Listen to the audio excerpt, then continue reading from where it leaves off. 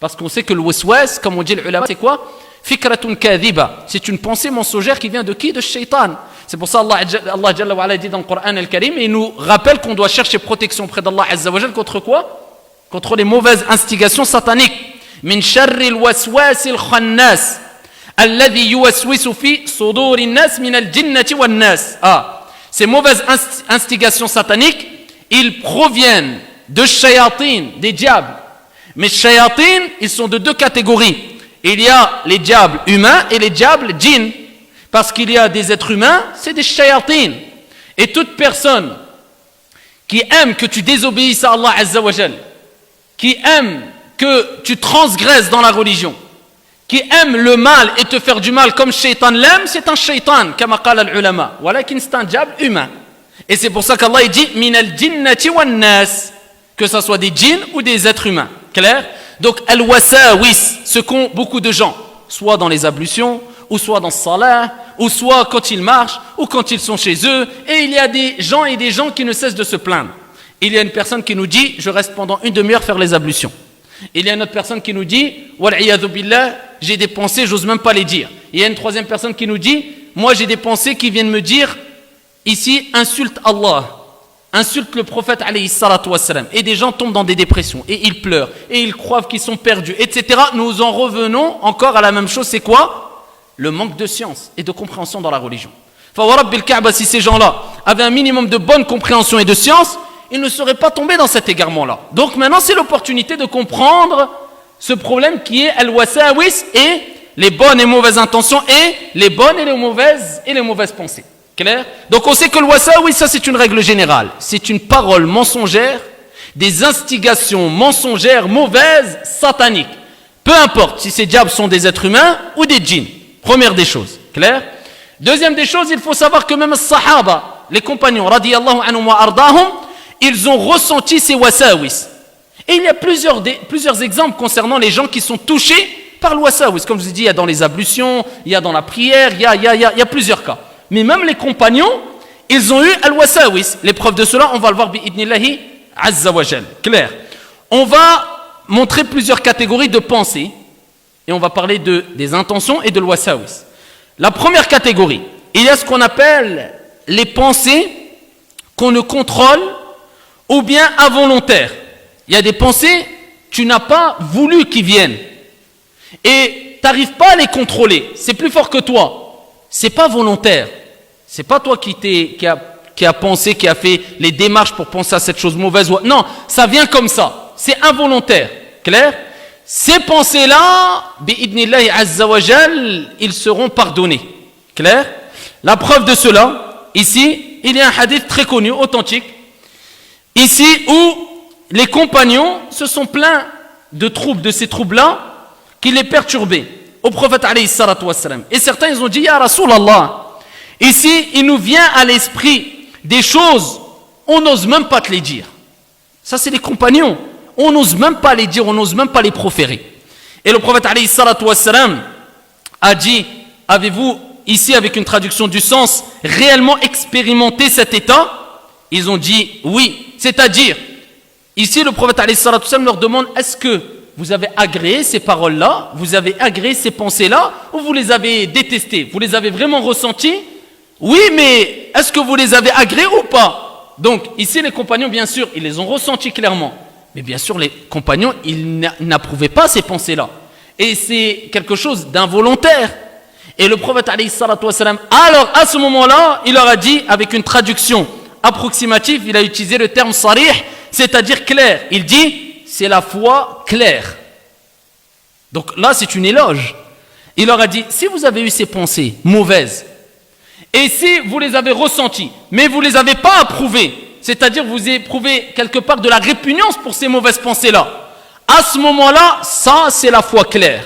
Ça c'est la foi claire. Le hadith il est rapporté par Muslim. L'imam al-Nawawi, rahimahullah, il a expliqué ce hadith-là. Et il a dit, les propos prophétiques, c'est la foi claire, signifie votre conscience de l'énormité d'exprimer les instigations en question implique une foi claire. En effet, la conscience de la gravité, l'intensité de la peur qu'inspire leur simple extériorisation est a fortiori leur acceptation.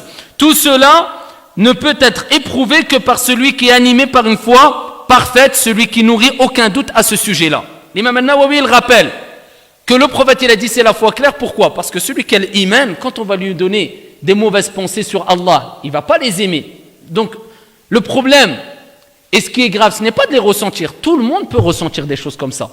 Et particulièrement ceux qui ont la foi qui augmente. Comme ici, certains savants, ils disent, quand ils étaient interrogés, ils rapportaient certaines paroles de salaf, et ils disaient, comment ça se fait que certaines catégories de personnes, des égarés, Shaitan, il ne vient pas leur donner ses mauvaises pensées, ses wasawis. Et pourtant, le musulman qui commence à avancer dans la religion, khalas, d'un coup, ça vient, paf. Mais qui a créé Allah? Mais Allah, peut-être c'est n'importe quoi, mais peut-être la religion c'est... Pourquoi? Comment ça se fait? C'est quand tu t'investis dans la religion, ça commence à venir. Regardez les ulama, et même vous retrouvez plusieurs paroles de salaf qui disaient ça, ils disaient, mais qu'est-ce que Shaitan va faire dans une maison en ruine? En disant celui-là qui a pas de iman ou qui est égaré, Shaitan il n'a pas besoin de lui. Amma celui-là qui, sa foi augmente, il sait que c'est une parmi les seules portes par laquelle il peut rentrer. C'est pour ça qu'il rentre par là. C'est quelque part ses dernières armes. Donc c'est pour ça qu'il va s'acharner sur lui. Amma l'akhor, il n'a pas besoin de rentrer par cette porte-là. C'est une parmi les dernières portes, ça. C'est clair, il est déjà égaré. Donc il dit c'est une maison en ruine. Qu'est-ce qu'il a à faire Shaitan dans cette maison? Dans cette maison en ruine. Et c'est pour ça le prophète il a dit ça c'est la foi claire. La preuve que quand tu as ça, ces pensées-là, et que tu les aimes pas, tu aimerais pas les extérioriser, tu les détestes, à ce moment-là, sache que c'est une preuve que tu as ta foi qui augmente. Tu as un bon niveau de foi. Donc si tu avais de la science, tu ne t'attristerais pas, mais tu te réjouirais. Donc la preuve de quoi? D'apprendre sa religion. Et parmi les moyens pour s'éloigner de l'wasawi, c'est de ces mauvaises pensées-là. Il y a le prophète alayhi salatu wasalam dans un hadith selon Aïcha radiyallahu anha wa arda qui a dit quand ces pensées viennent ou des choses mauvaises vous viennent, dites amantu billah, je crois en Allah et en ses messagers. Et d'après les textes du Coran et de la Sunna, de dire aussi a'udhu billahi minash shaytanir rajim. Cherchez protection auprès d'Allah Azza wa Jal, refuge auprès d'Allah Azza wa Jal contre quoi? Contre qui? Contre Shaitan. Et ici, souvent on dit aux gens aussi qui ont beaucoup de wasawis, déjà de savoir et prendre en compte comme quoi c'est une pensée mensongère, ça vient de Shaitan, et que si tu les aimes pas, tu ne seras pas châtié, tu ne mérites pas d'avoir un péché. Bien au contraire, c'est une foi claire. Dis amantu billah, je crois en Allah et en ses messagers. Dis a'udhu billahi minash shaitanir rajim. Et si tu n'as pas d'activité, parce que souvent ça touche les gens qui ne font rien de leur journée.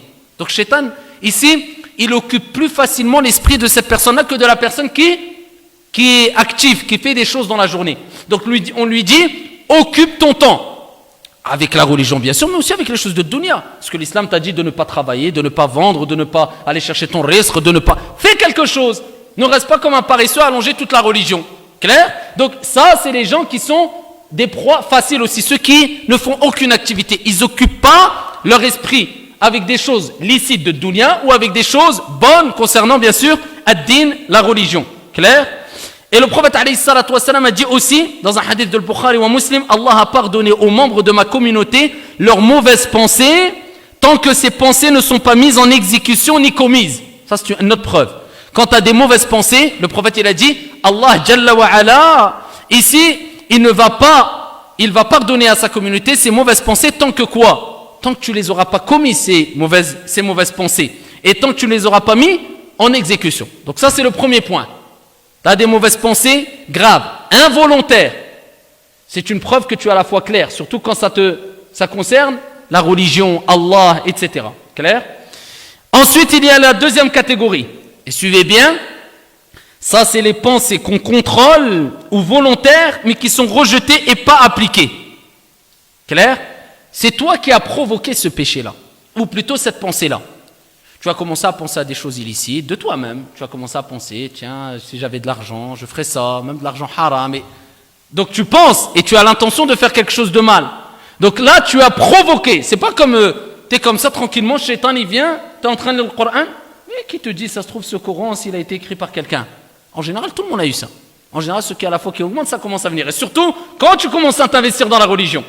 Et sinon, c'est toi qui as commencé à penser, tu as vu une personne avec de l'argent illicite, par exemple, tu dis j'aimerais bien être comme lui, si j'avais cet argent.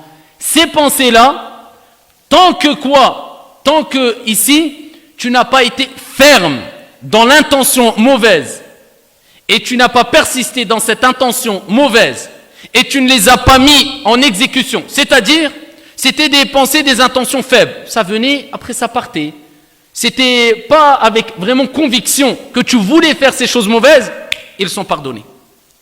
C'est-à-dire que tu avais l'intention de faire une chose mauvaise, ça te venait parfois, ça partait, ce n'était pas une intention ferme jusqu'au bout, avec une grande conviction de faire cette chose mauvaise, et en plus tu ne l'as pas faite. Là, à ce moment-là, clair, suivez bien, on va apporter la preuve par la suite, incha'Allah ta'ala, tu ne seras pas châtié, blâmé. Tu n'as pas de péché. Clair. Il y a la troisième catégorie. Vous avez compris cette catégorie-là, hein? Des pensées qui viennent, qui partent. J'aimerais bien, ah mais non, je laisse tomber. Ça vient et ça repart. C'est pas avec ferme conviction. Tu dis bon, peut-être, mais bon. Et tu la fais pas. Il n'y a pas de problème. Bi'idnillah azza wa jalla, lakin, chasse ces mauvaises pensées, ces mauvaises intentions. Il y a la troisième catégorie. C'est les pensées volontaires toujours. C'est toi qui as provoqué. Volontaire, c'est-à-dire c'est toi qui as provoqué. Il y a une femme qui est passée devant toi et tu n'as pas baissé le regard et tu l'as regardée et c'est pas pendant 3 secondes, c'est pendant 10 minutes, pendant une demi-heure, pendant 1 heure et tu provoques ça. Et après tu commences à te faire des films et après tu penses. Donc c'est ça la pensée donc volontaire. Tu l'as provoqué. Clair? Donc il y a la pensée volontaire qui ne sont pas rejetées mais avec faible intention. Clair? Elles ne sont pas rejetées mais elles sont avec des faibles intentions. Clair? Afwan. Déjà que c'est assez complexe, là je vais vous embrouiller. La deuxième catégorie, c'était les pensées faibles mais qui sont rejetées. D'accord? On revient un peu en arrière. Les pensées faibles mais qui sont rejetées. Et ici, ils sont rejetés, en plus de cela, ils ne sont pas mis en application. Clair? Donc c'est les pensées faibles. Celui-là, tu avais cette pensée mauvaise, mais tu l'as rejetée. Après tu as dit non, et tu ne l'as pas faite. C'est la khlas, tu es pardonné. On est d'accord, on revient, hein, clair. La troisième catégorie, c'est la pensée faible, mais qui n'est pas rejetée. Tu l'as laissée dans ta tête, mais elle est faible quand même.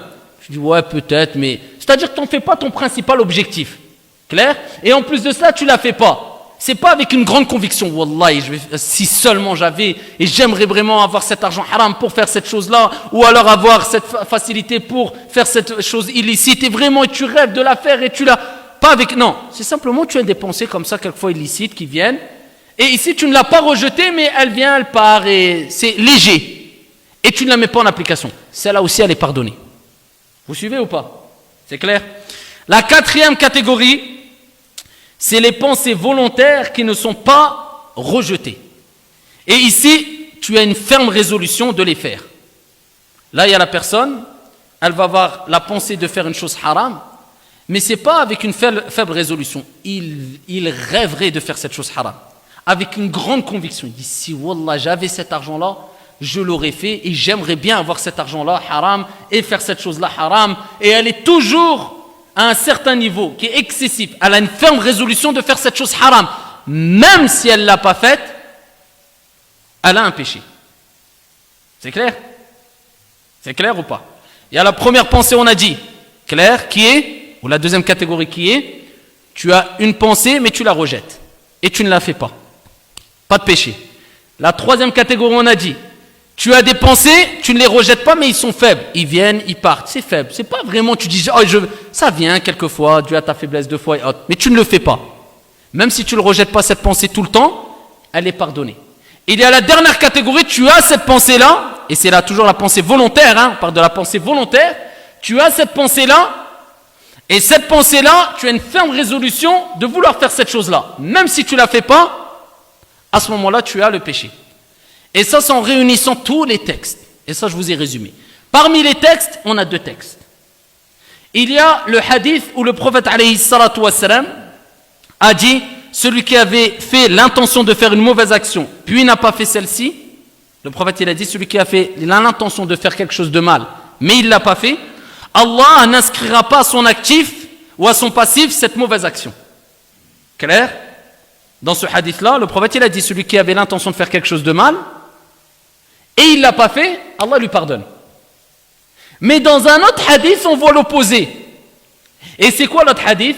Et c'est pour ça que je vous dis, les savants, ils ont réuni entre les textes pour expliquer que tout dépend de quoi? La résolution. Est-ce que tu avais vraiment une ferme conviction de le faire ou pas? Ferme conviction de le faire et tu ne l'as pas rejeté? Péché. Une faible résolution de le faire, rejeté ou pas rejeté, ici à ce moment-là tu es pardonné. La preuve, ce hadith-là. Mais la preuve que si tu as une ferme résolution de le faire, même si tu ne le fais pas, tu as un péché, c'est un autre hadith authentique. Où le prophète alayhi salatu wassalam a dit: celui qui avait l'intention de tuer quelqu'un sera puni par Allah azza wa jal dans l'au-delà. Il méritera l'enfer. Clair? Même s'il n'avait ensuite pas pu le tuer, mais avait au contraire été tué par lui. Celui qui avait l'intention de tuer quelqu'un, clair, il sera châtié, il mérite le châtiment. Même s'il ne l'a pas tué, mais il a été tué. Les compagnons, dans une version, ils ont dit à Rasulallah, on comprend celui qui a été tué. Celui qui a été tué, khlas, on comprend celui qui a tué. Celui qui a tué, on comprend, il a tué, c'est lui qui mérite le châtiment. Mais on ne comprend pas pourquoi celui qui a été tué. Il a dit, parce que il avait l'intention. S'il avait pu le tuer, lui aussi l'aurait tué. Donc là, il a parlé de quoi? Son intention. Mais là, on parle de quoi? Là, on parle de meurtre, c'est-à-dire un combat qui a mené vers la mort. Il parle de deux personnes qui se sont combattues jusqu'à la mort. Donc là, les savants, ils ont déduit que ça, c'était la personne qui avait une ferme résolution de faire le mal. Il était convaincu, il voulait aller jusqu'au bout. Même s'il ne l'a pas fait, il a le péché. Et il mérite le châtiment. Amma, d'après l'autre texte où le prophète a dit celui qui a l'intention de faire une mauvaise action et qui ne la fait pas, il n'aura pas de péché. Là, ils ont allié et réuni entre les textes, ils ont dit ça, c'est la personne qui avait ces intentions-là, soit il les a rejetées, ou soit ils étaient très faibles, ces intentions-là. Ça venait, ça partait. Ce n'était pas une ferme résolution de le faire. Et voilà comment ils ont allié les savants entre les textes, et c'est la parole prépondérante. Amma, le premier cas, on avait dit ça, c'est le wasawis. C'est les pensées qui viennent et qui sont volontaires ou involontaires. Involontaires, tu ne les contrôles pas. Shaitan, il vient, il te met des choses dans la tête et il te parle d'Allah et qui a créé Allah et ceci et cela et des choses mauvaises. Ou alors des pensées vraiment mauvaises, tu ne les contrôles pas. Ils viennent comme ça et tu les détestes. Et tu n'aimerais pas que ces pensées-là s'extériorisent. Ça, c'est une preuve de ta foi claire. Que tu as un bon niveau de foi, que ta foi, elle commence à augmenter. Donc, au lieu de t'attrister, à ce moment-là, tu dois te réjouir. Et dans tous les cas, il faut savoir la règle générale, qu'Allah Jalla wa Ala n'est pas injuste et n'est pas inéquitable. Encore la preuve, vous voyez comment c'est bien détaillé dans l'islam les choses. Et qu'Allah subhanahu wa ta'ala sait ce qu'il y a dans nos poitrines, ce qu'on